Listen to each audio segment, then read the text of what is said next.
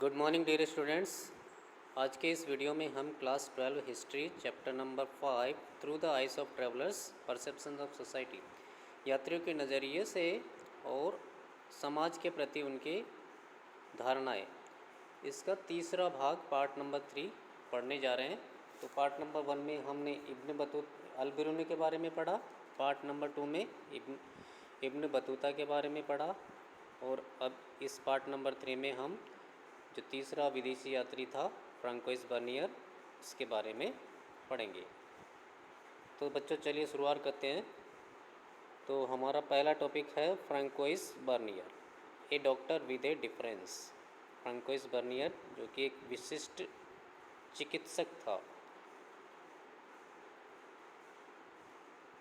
François Bernier was French by birth and doctor by profession. Francois Bernier जन्म से एक French नागरिक था, मतलब वो फ्रांसीसी था, फ्रांस का नागरिक था वो, और पेशे से वो एक डॉक्टर या चिकित्सक था। ही was A political philosopher and historian. वह एक राजनीतिक दार्शनिक और साथ ही एक इतिहासकार भी था। तो डॉक्टर के अलावा राजनीतिक दार्शनिक भी था और इतिहासकार भी था वो। He came to the Mughal empire in search of opportunities. वह मुग़ल बादशाह के पास या मुग़ल साम्राज्य में अवसरों की तलाश में आया था कि उसे यहाँ पर कोई अच्छा अवसर मिलेगा और अच्छी कोई जॉब मिल जाएगी। He lived in India for 12 years from 1656 to 1668। वह भारत में लगभग 12 साल तक वो रहता, 1656 से 1668 तक। He was a physician to prince Dara Shukoh. वह प्रिंस दारा सुको, राजकुमार जो दारा सुको था, उसका व्यक्तिगत चिकित्सक था। दारा सुको कौन था? The eldest son of emperor Shah Jahan. Mughal बादशाह शाहजहाँ का सबसे बड़ा जो बेटा था, जिसका नाम दारा सुको था, उसका वह पर्सनल फिजिशियन था। And intellectual and scientist with Danishmand Khan. उसके बाद वह दानिशमंद खान का एक एक इंटेलेक्चुअल और साइंटिस्ट बन गया बाद में। इंटेलेक्चुअल यानी बुद्धिजीवी और साइंटिस्ट यानी वैज्ञानिक। तो दानिशमंद खान की सेवा में भी वो रहा बाद में। दानिशमंद खान कौन था? An Armenian noble at Mughal court. Danishmand Khan एक आर्मीनियाई खान था या अभिजात था, जो कि मुग़ल दरबार में ही सेवा देता था। Bernier traveled to different parts of the country and wrote accounts based on his own observations and compared the social condition in India with the situation in Europe. Bernier हमारे देश के अलग अलग हिस्सों में वो घूमता है। अपने समय के दौरान 12 साल जब भी वो रहा, तो उसमें वो देश के अलग अलग हिस्सों में वो यात्राएं करता है, और उन यात्राओं के आधार पर उन्होंने जो भी चीज़ वहाँ उन्होंने देखी, ऑब्जर्व की, और उस ऑब्जर्वेशन के आधार पर ही उसने अपनी अकाउंट यानी अपनी किताब में सारी डिटेलिंग या सारी जानकारियाँ लिखी है। And compare the social condition in India with the situation in Europe. इसके साथ ही उसने भारत की उस समय की स्थिति की तुलना उस समय के समकालीन यूरोप की स्थिति के साथ तुलना की, और हर समय वो तुलना करता ही रहता था कि भारतीय समाज कैसा है और यूरोपियन समाज उसकी तुलना में कितना अच्छा है या बेटर है। He dedicated his works to Louis 14 the king of France. उसने अपनी जो कृति लिखी थी, अपनी जो किताब लिखी थी, उसे फ्रांस के राजा लुई 14वें को समर्पित की थी। His works were published in France in 1670, 71 and translated into English, Dutch, German and Italian. उसने जो कृति लिखी थी, अपनी जो किताब लिखी थी, उसका उन्होंने 1670-71 में फ्रांस में उसको पब्लिश करवाया। उसको फिर बाद में अलग अलग भाषाओं में भी ट्रांसलेटेड किया गया, यानी अनुवाद करवाया गया, जैसे कि इंग्लिश में, डच भाषा में, जर्मन भाषा में और इटालियन भाषा में, इन सभी भाषाओं में उसकी किताब का अनुवाद हुआ और अलग अलग देशों में अनुवाद करके उसकी किताब को पढ़ा जाने लगा था। Later his account was reprinted numbers of times. बाद में भी उसकी किताब का कई बार प्रकाशन किया गया और उसे प्रकाशन करके दुनिया के अलग अलग हिस्सों में उसे पढ़ा गया। ये था फ्रांकोइस बर्नियर के बारे में। नेक्स्ट टॉपिक चलते हैं हम, travels in the Mughal empire, Bernier and the denigrated east. Travels in the Mughal empire क्या है? ये बर्नियर की किताब का ही नाम है। बर्नियर ने जो बुक लिखी थी उसी का नाम है travels in the Mughal empire. तो मुगल साम्राज्य के अंतर्गत यात्राएं, और इसका हिंदी है, वैसे इसका नाम travels in the Mughal empire का मतलब है बर्नियर ने जो किताब लिखी उसके बारे में। Bernier and the denigrated east, Bernier और अपविकसित, डिनिग्रेट मतलब अपविकसित या बदनाम ईस्ट, ईस्ट यानी पूर्वी देश, धरती के ईस्टर्न साइड में जो देश है, एशियन कंट्रीज़, उनके लिए उन्होंने ईस्ट का यूज़ किया है। जैसे कि इंडिया और इंडिया के साइड में या पड़ोस में जो देश है उन सब के लिए उन्होंने ईस्ट का नाम यूज़ किया है, पूर्वी देशों के लिए और मुख्य रूप से भारत के लिए। तो बर्नियर और अपविकसित पूर्व यानी पूर्वी देश। चलिए शुरू करते हैं इस टॉपिक को। Bernier's travel in the Mughal empire provides a detailed observation and critical insights. Bernier का जो यात्रा का वृत्तांत है जिसका नाम है travels in the Mughal empire, Mughal साम्राज्य के अंतर्गत यात्राएं, इसको हिंदी करेंगे तो इससे हमें विस्तृत जानकारियाँ साथ ही महत्वपूर्ण अंतर्दृष्टि मिलती है मुगल साम्राज्य के दौरान भारतीय समाज की। He constantly compared Mughal India with contemporary Europe and France. वह लगातार मुगलकालीन भारत की उस समय के यूरोप से और फ्रांस से तुलना करता रहा। वो तुलना करता रहा और हमेशा यूरोप को हमेशा सुपीरियर बता रहा है कि यूरोपियन कंट्रीज़ जो है वो हमेशा सुपीरियर ही है इंडिया से या जो ईस्टर्न कंट्रीज़ है उनसे। He emphasised the superiority of European society, और वो हमेशा यूरोपीय समाज की श्रेष्ठता पर जोर देता रहा। उसने जोर दिया कि यूरोपियन कंट्रीज़ ज़्यादा बेटर है इंडिया की तुलना में या फिर ईस्टर्न कंट्रीज़ की तुलना में या एशियन कंट्रीज़ की तुलना में। According to him situation of India is not good. उसके अनुसार भारत में जो स्थिति है उस समय समाज में वो ठीक नहीं थी। According to his all descriptions, India's stand was very low compared to European countries. उसके अनुसार उसने जितनी भी व्याख्याएं की उन व्याख्याओं में भारत की स्थिति बहुत ही ज़्यादा दयनीय बताई उसने। किसकी तुलना में? यूरोपियन कंट्रीज़ की तुलना में।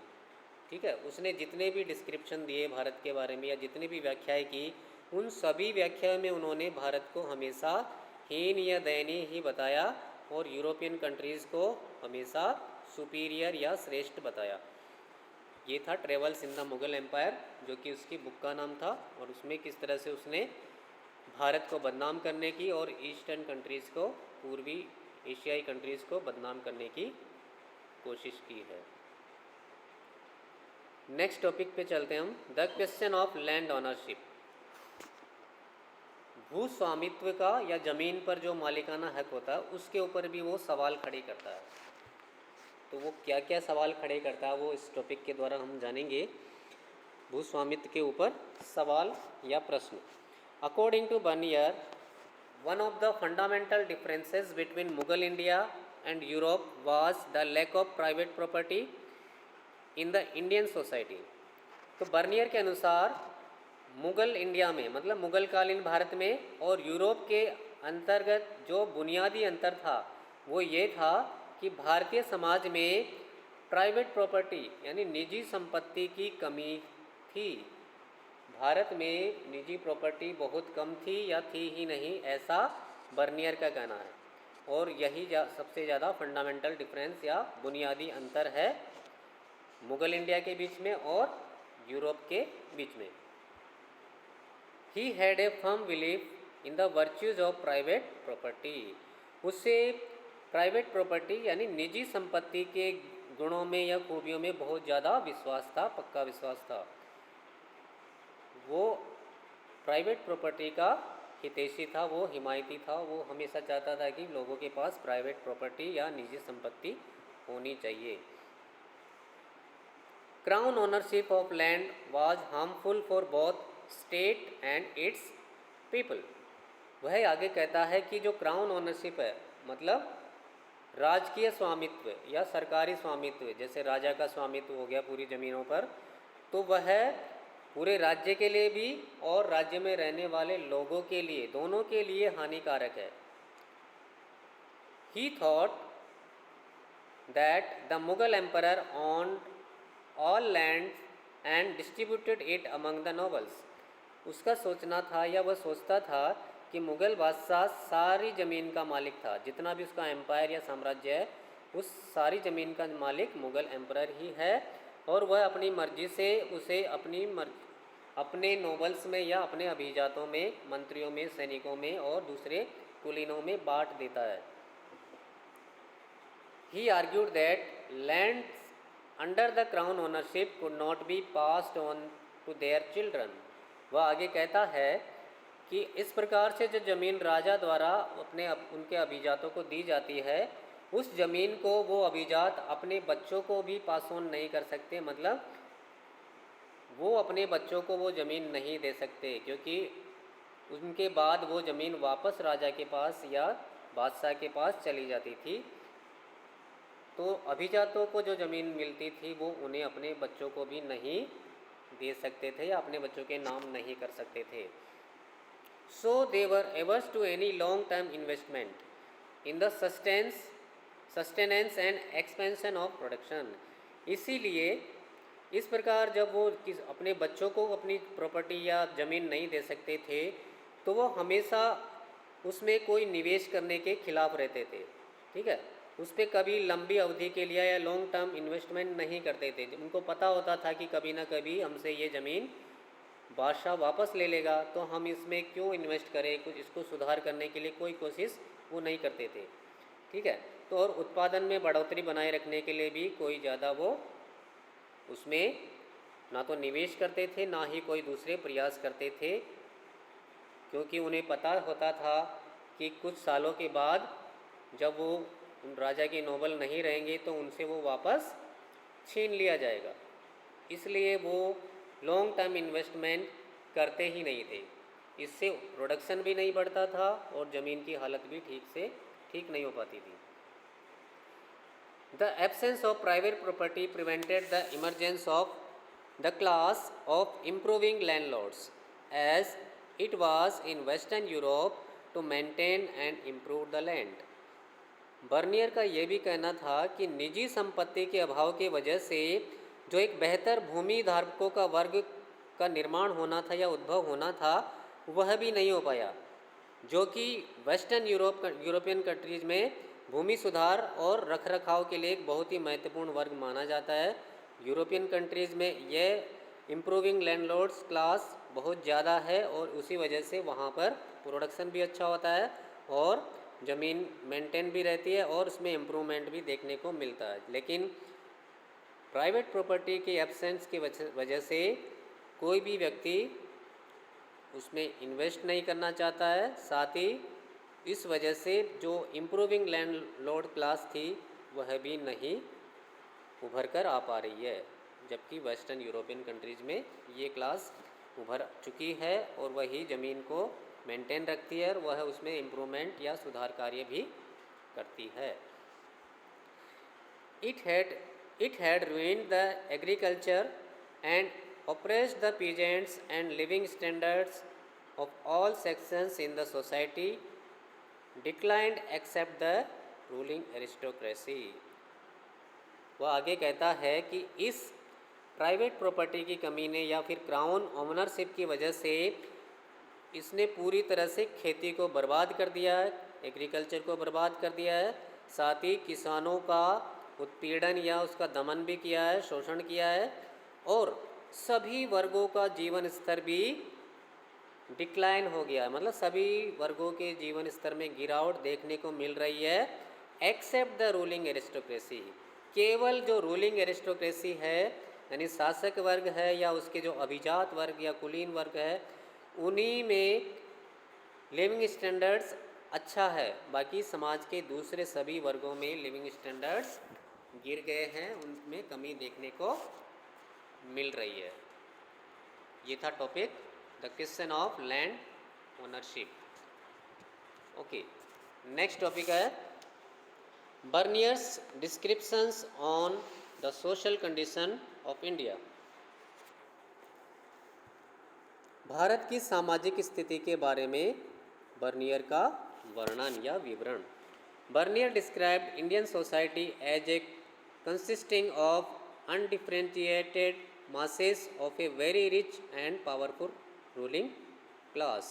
बर्नियर ने भारतीय समाज को एक मिश्रण कहा है जिसमें अब मतलब बहुत अमीर लोग भी रहते हैं और गरीब लोग भी रहते हैं, साथ ही पावरफुल रूलिंग क्लास भी या शक्तिशाली शासक वर्ग भी रहते हैं।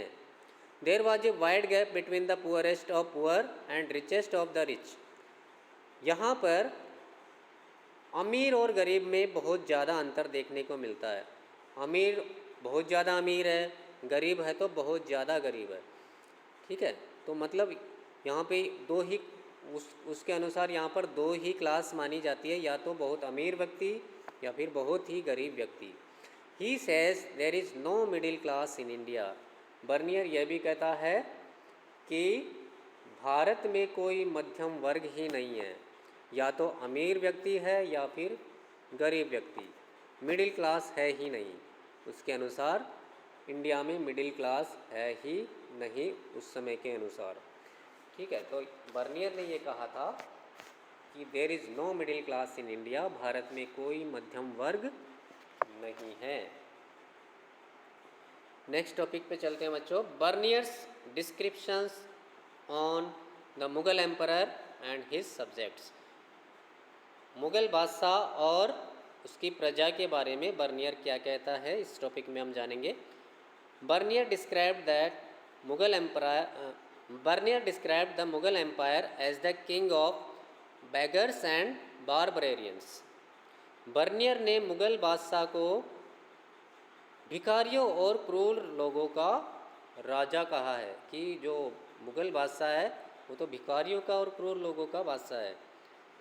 It's cities and towns were ruined and contaminated with ill air. और वह यहाँ के शहरों की बुराई करते हुए कहता है कि यहाँ के जो शहर है, मुग़ल एम्पायर के जो शहर हैं, वह पूरी तरह से बर्बाद हो चुके हैं, साथ ही दूषित हो गए, पोल्यूटेड हो गए, कंटेमिनेटेड हो गए विद इल एयर, क्योंकि यहाँ की हवा भी बहुत ज़्यादा प्रदूषित है, खराब हवा है।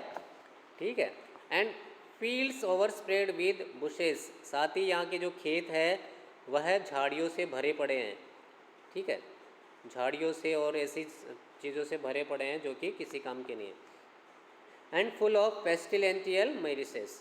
साथ ही यहाँ के खेतों में घातक दलदल भी है, जिसकी वजह से यहाँ ना तो ठीक से खेती हो पा रही है और ना ही प्रोडक्शन बढ़ पा रहा है। तो यहाँ के खेत झाड़ियों से और ख़तरनाक दलदलों से भरे पड़े हैं, और यहाँ के शहर बिल्कुल नष्ट हो चुके हैं दूषित हवा से। तो यहाँ कोई रहना पसंद नहीं करता है, इस वजह से वो इस तरह से वो भारतीय शहरों की और गांव में जो खेत है उनकी बुराई करता है। He attributed all these problems to the crown ownership of land. और उसने इन सभी बातों के लिए केवल ज़मीन पर जो राजकीय स्वामित्व है, यानी राजा का जो स्वामित्व है, उसी को जिम्मेदार ठहरा दिया कि इन सभी समस्याओं की जड़ केवल एक है, क्राउन ओनरशिप, मतलब ज़मीन पर मालिकाना हक केवल बादशाह का है। इस वजह से ये सब हो रहे हैं। अगर ज़मीन पर किसी का प्राइवेट अधिकार होगा, निजी अधिकार होगा, तो वो अपनी ज़मीन को अच्छे से देखभाल करेगा, उसमें ज़्यादा से ज़्यादा ध्यान देगा, इन्वेस्ट करेगा और प्रोडक्शन करेगा। लेकिन क्राउन ओनरशिप ही इन सारी समस्याओं की जड़ है, ऐसा उसके अनुसार उसने इन सभी समस्याओं का जिम्मेदार केवल क्राउन ओनरशिप या राजकीय स्वामित्व को बताया। Bernier says that there was the practice of crown ownership of land and no private ownership of land और प्राइवेट प्रॉपर्टी। बर्नियर कहता है कि यहाँ पर केवल राजकीय स्वामित्व का रिवाज है कि ज़मीन केवल राजा की होगी और यहाँ पर कोई निजी संपत्ति या प्राइवेट प्रॉपर्टी नहीं हो सकती। But none of the Mughal official documents show that the state was the sole owner of the land. लेकिन कोई भी मुग़ल आधिकारिक दस्तावेज यह नहीं बताता कि ज़मीन का एकमात्र मालिक केवल राज्य या मतलब राजा है। किसी भी दस्तावेज से नहीं पता नहीं होता या पता नहीं चलता है कि एम्पायर के अंतर्गत जो ज़मीन है वो केवल राजा की है, ऐसा किसी डॉक्यूमेंट से नहीं पता चलता। According to the Mughal official chronicler of Akbar's reign Abul Fazl, the Mughal emperor collected only the remunerations from the people for the protections given by the state and no rent was collected. तो अकबर के दरबार में एक सरकारी इतिहासकार था, दरबारी इतिहासकार, जिसका नाम अबुल फजल था। उसके अनुसार मुग़ल बादशाह केवल लोगों की सुरक्षा करने के बदले एक रिम्यूनरेशन लेते हैं, यानी पारिश्रमिक या मेहनताना लेते हैं कि वो बादशाह लोगों की सुरक्षा करते हैं, बदले में लोग उनको मेहनताना या रिम्यूनरेशन देते हैं पारिश्रमिक के रूप में, और उनसे कोई दूसरा किराया या रेंट नहीं लिया जाता है। केवल उनकी सुरक्षा के बदले कुछ लगान या टैक्स लिया जाता है, जिसे रिम्यूनरेशन कह के वो संबोधित कर रहा है। Bernier regarded the remuneration as land revenue since it was very high sometimes. और बर्नियर ने इसी रिम्यूनरेशन या पारिश्रमिक को लैंड रेवेन्यू या भू राजस्व या लगान कहा है, क्योंकि कई बार यह रिम्यूनरेशन या लैंड रेवेन्यू बहुत ज़्यादा होता था। इस वजह से बर्नियर ने इसे लैंड रेवेन्यू कहा है। तो ये था Bernier's description on Mughal emperor and his subjects. Okay, next topic है the idea of oriental despotism. Oriental despotism मतलब पूर्वी निरंकुशता का विचार। ओरिएंटल मतलब ईस्टर्न, ओरिएंट मतलब ईस्टर्न या पूर्वी, तो पूर्वी देशों की, यहाँ पे ओरिएंटल डेस्पोटिज्म का मतलब है पूर्वी देशों की, यानी एशियाई देशों की, ठीक है, जिनमें भारत भी शामिल है। तो पूर्वी देशों यानी एशियाई देशों की निरंकुशता का विचार ये किसने दिया और क्या था, ये आगे देखिए इसमें। Bernier's descriptions on land ownership influenced western theorists from 18th century onwards. Bernier ने जो भी विवरण या अपने विचार रखे थे लैंड ओनरशिप के बारे में या भूस्वामित्व के बारे में, उन विचारों ने पश्चिमी सिद्धांतकारों को भी प्रभावित करना शुरू कर दिया था। 18वीं सदी से ही बर्नियर के विचारों ने यूरोप के पश्चिमी सिद्धांतकारी विचारकों को प्रभावित करना शुरू कर दिया था। For instance the French philosopher Montesquieu used Bernier's account and developed the idea of oriental despotism. उदाहरण के लिए एक फ्रेंच फिलोसोफर फ्रांसीसी दार्शनिक था जिसका नाम था मोंटेस्क्यू। उसने बर्नियर के वृत्तांतों का प्रयोग किया और उस प्रयोग करने के बाद अपना एक नया विचार डेवलप किया जिसका नाम था ओरिएंटल डेस्पोटिज्म, यानी पूर्वी या प्राच्य निरंकुशता। तो ओरिएंटल डेस्पोटिज्म का विचार डेवलप करने वाले थे फ्रेंच फिलोसोफर जिनका नाम मोंटेस्क्यू था। तो मोंटेस्क्यू ने ओरिएंटल डेस्पोटिज्म का विचार डेवलप किया था। और ये किससे प्रभावित होकर किया इन्होंने? बर्नियर से। बर्नियर की जो बुक थी travels in the Mughal empire, उस बुक को पढ़ने के बाद ये एक नया विचार डेवलप करते हैं ओरिएंटल डिस्पोटिज्म के नाम से। According to this idea in Asia means the orient और द ईस्ट, मतलब एशिया ईस्ट में आता है धरती के, तो इसलिए ओरिएंट भी कह सकते हैं एशियाई कंट्रीज़ के लिए और ईस्ट भी। The Kings enjoyed absolute authority over his subjects and on all lands. तो उसके इस ओरिएंटल डेस्पोटिज्म के आइडिया के अनुसार एशिया में जो राजा होता है वह निरंकुश शक्ति का प्रयोग करता है अपनी प्रजा पर, और साथ ही सारी ज़मीन पर, अपने साम्राज्य की सारी ज़मीन का वो मालिक होता है। There was no private property, वहाँ पर कोई निजी संपत्ति नहीं होती है। All people except kings and nobles struggled for survival, और ऐसी व्यवस्था में सारे लोग सिवाय राजा के और उसके मंत्रियों के या अभिजातों के, सारे लोग जीवन के लिए या जिंदा रहने के लिए संघर्ष करते रहते हैं। तो ये था विचार ओरिएंटल डेस्पोटिज्म का, जो कि मॉन्टेस्क्यू ने दिया था, एक फ्रेंच फिलोसोफर जो थे उन्होंने। नेक्स्ट टॉपिक पे चलते हैं, the concept of Asiatic mode of production. एशियाई ढंग से उत्पादन की अवधारणा, एशियाई ढंग से या एशियाई तरीके से उत्पादन की अवधारणा ये किसने दिया वो भी हम इस टॉपिक में जानते हैं। Karl Marx further develop the idea of oriental despotism as Asiatic mode of production.